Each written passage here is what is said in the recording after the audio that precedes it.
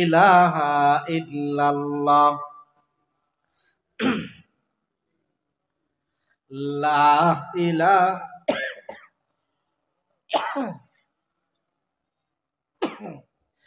লা ইলাহা ইল্লাল্লাহ লা ইলাহা ইল্লাল্লাহ মুহাম্মাদুর রাসূলুল্লাহ সাল্লাল্লাহু আলাইহি সাল্লাতু ওয়াসসালাম। জোরে বলেন আল্লাহু আকবার। নারে তাকবীর। দিন ইসলাম, দিন ইসলাম। আল কোরআনের আলো ঘরে ঘরে জালো। আলেম ওলামা যেখানে, কোরআন হাদিস যেখানে, গান বাজনা যেখানে, নারে তাকবীর।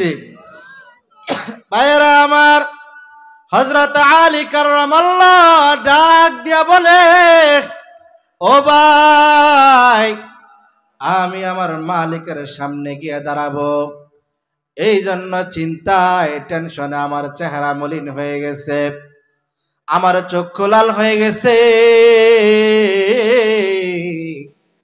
আমার মালিকের সামনে আমি কোন মুখ নিয়ে দাঁড়াবো? জোরে বলেন আল্লাহু আকবার।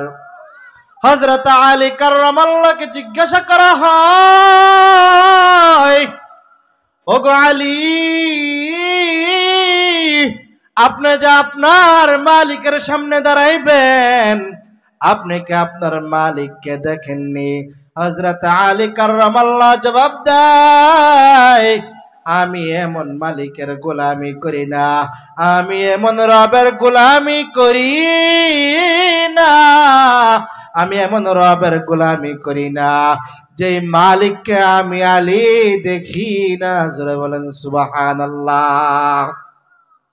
হিজে কাসদর মুলকে ও আম্বাজুনে, হিজে কাসদর মুলকে ও আম্বাজুনে, औले उरा लहने ने आवाज ने, तू कुजावा सुन्नते अहमद कुजा, बा मोहम्मद कैबुअद नस्बत तुरा, गार शैता मी कुनी नामतोली, गरवली है लानतसते गरवली।